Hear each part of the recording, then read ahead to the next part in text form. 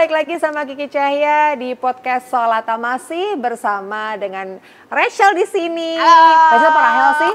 Ya suka-suka deh. Rahel boleh, Rachel boleh. Oh Rahel deh, Rahel ya. Rahel. Oke Rahel, di episode sebelumnya kita udah sempat membahas tentang kedekatan kamu dengan karakter Lembayung ya. Seperti apa dan karakter yang kayaknya sering banget atau udah hatam lah ngadepin cowok-cowok toksik atau mungkin hubungan yang toksik gitu. Nah yang aku pengen tahu kenapa kok sampai akhirnya Lembayung ini jadi paham tentang karakter toksik atau dijadiin karakter yang udah pernah melewati hubungan toksik. Emang angkasanya itu toksik apa gimana sih sebenarnya? Sebenarnya angkasanya itu tuh sebagai cowok yang kayak punya banyak masalah dalam hidup lah ya Kak. Jadi kayak ibaratnya tuh sama kehidupan tuh dihantam dari segala sisi kayak bum bum bum bum bum bum gitu.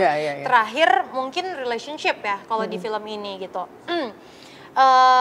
Jadi tuh angkasa kayak ibunya meninggal, terus resign dari kerjaannya, terus proyeknya juga kayak nggak jalan tapi dia harus cari lagi orang yang gimana bikin proyeknya jalan gitu karena dia udah resign dari kerjaan kan untuk ngejalanin proyek ini gitu. Jadi banyak banget yang terjadi dalam hidupnya dan dihantam dari segala sisi akhirnya kena ke mempengaruhi ke relationship-nya. Karena pasti kalau kita ngalamin sesuatu, orang terdekat kita tuh pasti ngerasakan. Jadi sebenarnya itu relate banget sih sama menurut aku kehidupan orang-orang dan kehidupan pribadi ya.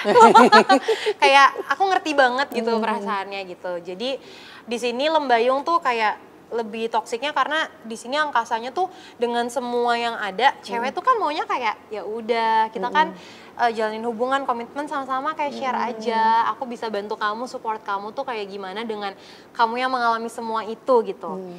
Tapi ya cowok kan gitu ya, kalau ada masalah tuh mungkin aku pernah baca buku katanya harus fokus sama satu hal gitu biar lupa. Nah mungkin di film ini tuh angkasa tuh gitu, jadi kayak udahlah gitu, jadi insecure juga karena di film ini Lembayungnya yang karirnya tuh oke gitu, yang smooth makin naik, sedangkan dia dengan semua hal yang terjadi di hidupnya kayak mungkin akan jadi ngerasa insecure ya Kak sama ceweknya atau Lembayung ini karena ibaratnya aduh gue udah hancur lah secara karir, terus keluarga juga kayak relationship, udahlah cewek gue lagi oke banget, gue malah kayak gini gitu, jadi kayak insecure dan pergi ninggalin gitu, kayak avoid problemnya gitu. Jadi dari sisi Lembayungnya tuh ditoksikinnya kayak kenapa? Menurut aku ini tuh cewek banget sih yang kayak nggak ngerti cowok tuh kalau lagi banyak masalah atau lagi stres atau banyak kerjaan gitu kayak kenapa gitu. Sedangkan cowok kan memang kayak butuh pergi gitu ke guanya gitu ya. Sedangkan cewek tuh yang kayak butuh lu cerita aja gitu. Gitu sih menurut aku toksiknya, aku ngerti sisinya yang itu. Oke, jadi angkasanya kabur tapi masih tetap positive thinking ya gitu. Ya Lembayungnya sebagai cewek positive thinking kayak oh mungkin emang butuh aku aja, pergi aja gitu. Makanya tapi ada momen kecewanya juga karena kan kayak oh kok lo pergi sih gitu. Toksik ya? Toksik sih Kak, kayak kan harusnya kalau enggak kayak apapun yang terjadi kita hadapin bersama gitu kan. Yang healthy relationship gitu harusnya kan. Nah ini mungkin buat teman-teman yang agak miss gitu ya, ini kok ngebahas angkasa tiba-tiba toksik. Nah mungkin bisa nonton episode yang sebelumnya kita bahas lebih banyak di situ mengenai toxic relationship. Nah itu jadi biar nggak salah masuk ke lubang yang sama ya. Nah terus setelah itu ini pada akhirnya Lembayung ini mengerti nggak dengan keputusan angkasa atau ini bisa dimasukin nggak ya? Kalau misalnya nggak bisa dimasukin nggak apa-apa. Takutnya kan endingnya mengerti kenapa angkasa kayak gitu. Kayaknya sih ya namanya cewek ya Kak. Cewek tuh ya, ini lagi-lagi cewek tuh ya. Mau cowoknya udah gimana pun, kalau cowoknya datang lagi kayak ya gitu, ya udahlah gitu. Lemah ya kalau udah. Tapi nggak tahu juga sih ya, beda-beda. Karena ada orang yang kayak, sorry gue udah nggak bisa lagi karena kayak ibaratnya lo udah ngelewatin boundaries gue, kayak ya udah kayak gue ngerasa lo gak respect gue tapi I respect myself gitu. Ada orang yang kayak udah gak bisa gitu, tapi ada juga cewek-cewek yang kayak ya udah gitu kan, kayaknya emang dia love of my life-nya gitu. Oh, ini kayaknya di luar sana jadi banyak nanti harus nonton karena kan nggak tahu Lembayung akhirnya menerima lagi atau enggak kan gitu. Dan jadi kayaknya mungkin banyak yang relate juga nih sama hubungan ini seperti mah banyak banget ya enggak sih? Banyak banget pasti cewek-cewek kayak gitu. Iya, yang pernah ngerasain tarik ulur gitu. Iya enggak. Pergi enggak gitu kan. Nah ini mungkin nanti bisa buat dijadikan referensi ya buat para cewek di luar sana. Oke, kita akan bahas tentang proses syutingnya di sana. Oke. Itu begitu datang langsung syuting kah atau sama kayak Randy yang ada sempet bonding dulu mungkin sekian hari sama pemerannya di sana atau gimana? Aku tuh waktu itu datang kita nggak langsung syuting ya, kita big reading, habis itu fitting. Cuman baru pertama kali ngobrol, ketemu sama Casey itu kan pas reading ya. Jadi baru pertama kali ngobrol tuh sama Kak Randy. Habis itu juga dari situ akhirnya setelah reading kita baru ngobrol-ngobrol. Kayak mungkin bangun chemistry juga, kenalan lah ya. Karena kan maksudnya kayak lawan main, jadi cerita banyak. Dan puji Tuhannya Kak Randy-nya juga open banget. Maksudnya sebenarnya ada deg-degannya juga gitu kan. Kayak aku ya di film sebelumnya maksudnya udah sering lah ketemu, cuman kayak ini tuh intens banget perannya sama Kak Randy. Jadi aku kayak agak deg-degan sih sebenarnya, cuman untungnya aku sanguin kan. Jadi udah aware kayak ya udah gue pakai sanguin gue deh buat nanya-nanya gitu, terus main bareng. Dan aku tuh emang cukup akrab sama cowok-cowok Cancer ya. Oh, Randy dan Cancer. Kak Randy tuh Cancer kan. Pak Iwan juga Cancer. Jadi, Rahel apa? Aku Aries. Oh Aries, Emang kalau orang Jakarta gitu kan ya. Zodiak tuh udah kayak agama. Kayak zodiak lo apa, kayak agama lo apa. Referensi gitu juga gitu buat ngobrol. Iya bener. Aku tuh lumayan akrab lah sama orang-orang Cancer. Jadi pas tahu Kak Randy Cancer kayak, oh tenggat gitu. Kayak bisa udah tahu selahnya ya. Udah ibaratnya udah ngerti lah gimana handle cowok Cancer tuh gitu. Oke. Berarti udah gak ada kesulitan sama sekali dong pada saat awal ketemu, big reading, nggak menemui kesulitan apapun? Kesulitannya tuh lebih ke ada adegan-adegan yang kayak memang harus romantis gitu ya. Dan aku tuh agak perasaan orangnya. Deep down tuh aku perasaan, mungkin karena cewek juga kali ya Kak. Jadi aku sempat kayak, duh gimana nih ya kalau adegan-adegan yang kayak gitu. Cuman aku mikir, oh tapi kan di situ serunya. Karena itu tantangan kan buat aku, kayak di situ juga profesionalnya kan. Gimana bisa nunjukin gitu. Dan untungnya mungkin kayak Kak Randy ngerti kali ya. Kayak gimana harus cari chemistry segala macem. Jadi menurut aku Kak Randy banyak membantu aku juga sih. Untuk memudahkan peran aku sebagai Lembayung gitu. Sebagai lawan mainnya Kak Randy juga gitu. Scene yang paling berat atau paling memorable buat Rahel yang apa? Scene yang paling memorable buat aku tuh scene saat berantem sih. Sama Randy? Sama Kak Randy. Kayak ada scene yang kayak harus berantem yang kayak ngeluarin emosi karena udah nggak kuat sama hubungan toksik ini ya. Gitu.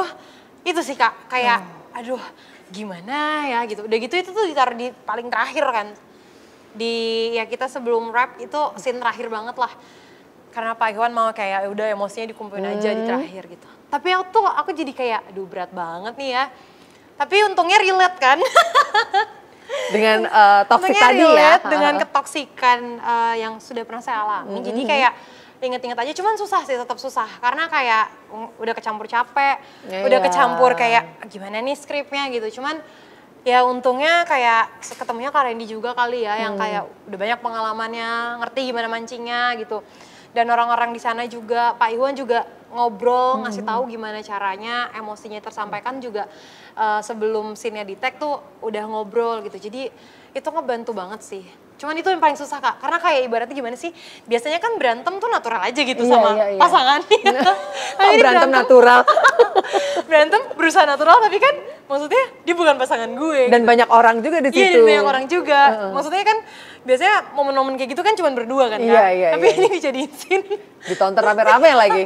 Agak kocak tapi kayak oh ya udah gue inget-inget aja deh momen gue berantem gitu. Ya udah deh gue inget-inget aja deh momen gue berantem terus kayak Kak Randy-nya juga kayak mancingnya tuh enak yang kayak nunjuk gitu. Energinya tuh tersampaikan gitu emosinya. Jadi aku sebagai lawan mainnya jadi kayak gitu. Oh, oke. Gitu. Ini kamu cerita gini aku malah makin penasaran loh. Ya, gimana? Pengen nonton filmnya. Bagian Rahel ditunjuk tuh yang mana gitu. Yang kayak, weh gila-gila. Aku tuh sampai kayak akhirnya bisa gesturnya tuh udah kayak natural karena dari emosinya Kak Randy tersampaikan ke aku. Jadi aku masukin gimana pengalaman aku, terus Kak Randy mungkin juga emosinya dia masuk banget, kena banget ya aku. Dari situ aku kepancing jadi kayak nangis, sampai ada yang, kita ngambil beberapa scene kan, ada yang aku teriak, ada aku yang kayak ya udah ya gitulah pokoknya nanti nonton ya. Itu scene tersulit lah yang aku ngerasa wah gila. Itu abis ini tuh aku kayak langsung nangis banget gitu. Oh malah belum beres di situ? Ada terusannya nangis sendiri? Iya karena emosinya tuh kayak udah kecampur kan Kak. Kayak gimana sih Kak, marah tuh nggak enak kan energinya. Terus itu harus jadi satu scene yang kayak disampaikan ke penonton gitu. Jadi ketika scene marah itu udah dapet, masuk gitu, terus udahannya tuh capek banget. Iya. Akhirnya capek banget, mungkin kayak, mungkin aku jadi throwback ya. Jadi throwbacknya banyak. Throwback gila gue capek banget ya kerja sampai jam segini gitu. Terus throwback gila ya hubungan gue kacau juga. Terus gila relate juga ya gitu. Gila lewat juga nih scene gitu. Jadi kayak ada puas, ada capek, ada kayak ada refleksnya juga. Iya, ada pengalaman masa lalu juga di situ. Mixed feeling banget Kak. Tapi lega, makanya aku ngerasa project ini, film ini tuh terapi buat aku karena ya mungkin itu kali ya, kayak ketemu orang-orang yang udah dewasa, terus ketemu peran yang cukup relate gitu. Dan dipancing emosinya. Akhirnya kayak, wah kok gue keluar di project ini. Kayak emosi gue keluar di project ini gitu. Harusnya keluarnya kan di hubungan sendiri ya. Ya di hubungan sendiri ya kayak malah gak keluar gitu. Kayak lebih keluar di project ini gitu. Oke, nah selain scene itu kan scene yang terberat gitu ya. Kalau scene yang memorable mungkin selain yang paling berat itu? Scene yang memorable-nya itu, kalau boleh jujur, yang memorable itu lebih di backstage sih Kak daripada scene. Karena kalau scene off cam ya justru ya? Iya, karena kalau scene kan kayak oh ya udah gitu kayak kita peranin aja gitu. Tapi yang aku sangat memorable itu justru ketika kita banyak ngobrol, bangun chemistry gitu-gitunya sih Kak. Oke, aku kan udah sempat ngobrol sama Randy ya. Kalau di sana itu ada keterbatasan untuk air bersihnya. Kalau lagi meluap sungainya juga airnya ya jadi warnanya berbeda ya kan. Nah, kamu juga ngalamin gitu gak sih? Ngalamin atau sih. Karena kan kamu udah sering ke pelosok-pelosok daerah. Ngalamin sih, makanya aku kemarin kayak gila ya ini gue kayak lagi volunteer bukan syuting. Tapi aku ada momen dimana aku nanya Kak Randy sih kayak, Kak lo udah biasa ya syuting kayak gini? Kata dia, oh iya sih gue udah biasa. Nah cuman aku mau mengeluh juga kayak, aku ngeliat Kak Randy, Kak Harsha gitu kan kayak, oh nih orang-orang yang kayaknya keren-keren banget, lebih dewasa juga gak ada yang ngeluh kan. Jadi aku kayak tengsin sendiri. Karena aku ditemenin adik aku tuh sempet yang kayak ke kamar mandi, terus airnya tuh hitam kan. Terus dia datang ke aku kayak, Kak airnya hitam. Terus aku cuman kayak, udah telan aja, kalau lu pikirin lu makin sengsara gitu. Karena aku juga gitu kayak, udahlah gitu. Cuman pas aku cerita ke temen aku kayak, ya gila lu keren juga sih. Karena kan mereka cowok, lu cewek. Iya bener. Mungkin mereka juga mikir kayak, gila juga nih cewek. Mereka juga gengsi sebenarnya itu. Oh si Rahel aja bisa, masa gue enggak gitu. Iya padahal aku juga mikir mikirnya. gitu. Iya mungkin aku mikir jadi kayak gitu sih. Aku kayak ngelihat kayak, oh iya ya Kak Randy aja, Kak Harsha aja gak ngeluh. Kayak dengan situasi ini masa gue ngeluh sih gitu. Aku orangnya lumayan kayak gitu sih Kak. Tapi sebelum syuting udah sempat kebayang atau dikasih tahu nggak? Kalau nanti, Enggak, maksudnya kebayang tinggal di rumah warga karena iya. biasanya volunteer kayak NTT gitu udah terbiasa lah sama situasi kayak gitu yang kayak kamar mandinya seng-seng gitu udah ngerti lah. Cuman ya mungkin karena aku mikir ini kan project syuting ya jadi pasti lebih proper lah yang aku mikirnya gitu sih. Oh ternyata. Biar menyatu dengan alam silahkan. Bener-bener kayak oh tapi puji Tuhan lah, puji Tuhannya karena udah terbiasa jadi kayak ya udahlah gitu. Tadi Rahel sempat cerita kalau sering volunteer, itu untuk volunteer di bidang apa? Itu kayak mission trip gitu sih Kak. Itu kayak biasanya dari gereja, aku kayak ke daerah-daerah kayak misalnya ngajar atau kayak ajak mereka nyanyi-nyanyi, kasih hadiah sambil ngajar kayak gitu. Oh, berarti emang udah deket dong dengan kehidupan di daerah sama ketemu Iya, sama anak-anak iya, kecil iya, juga. Iya, udah dekat. Gitu. Nah, pada saat ketemu sama anak-anak di sana nih, anak-anak di set itu gimana? Aku seneng banget sih, seneng banget dan kayak aku mikir ya kayak anak-anak Indonesia tuh keren-keren banget gitu. Tapi ternyata mereka nggak, maksudnya bukan kurang beruntung juga sih.